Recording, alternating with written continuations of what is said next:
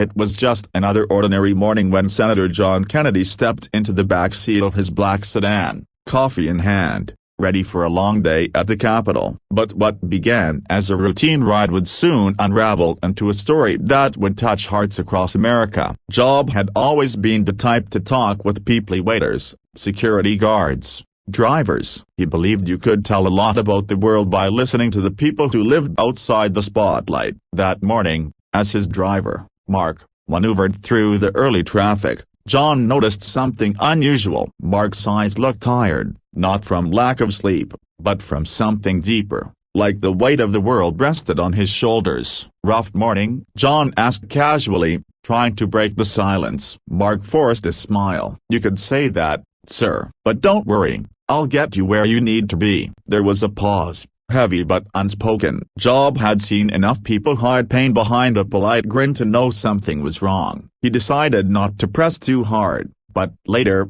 after a long day of hearings, when Mark picked him up again, John gently asked, "You ever get any rest between all these shifts?"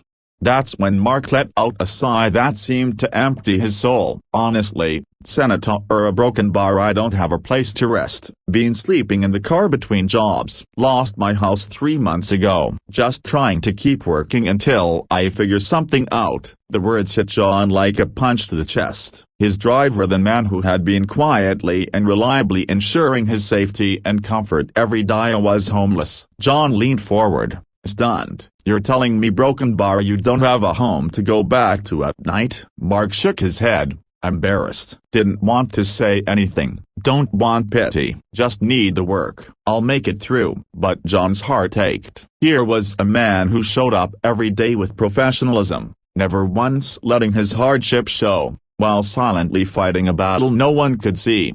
That night, John couldn't sleep. He thought about how many others, like Mark, lived in the shadows of society, keeping the world running while carrying unbearable burdens. He thought about how easy it was for people to overlook the quiet struggles happening right in front of them. The next morning, John made a decision. When Mark arrived to pick him up, John asked him to park and step out of the car. Mark looked confused, worried he had done something wrong. But instead, John put a hand on his shoulder and said, "You've spent enough nights in the backseat of the car. That ends today." Mark blinked, unsure of what he meant. Then John handed him an envelope. Inside was the key to a fully paid apartment, arranged overnight through John's staff, along with a note, "And no man who works this hard should have to sleep in his car. You deserve dignity, Mark. Start here." Mark's hands shook. "Senator, a broken bar, I can't accept this. You've already done more than enough just giving me work." But John wouldn't take no for an answer. "You've given me something money can't buy,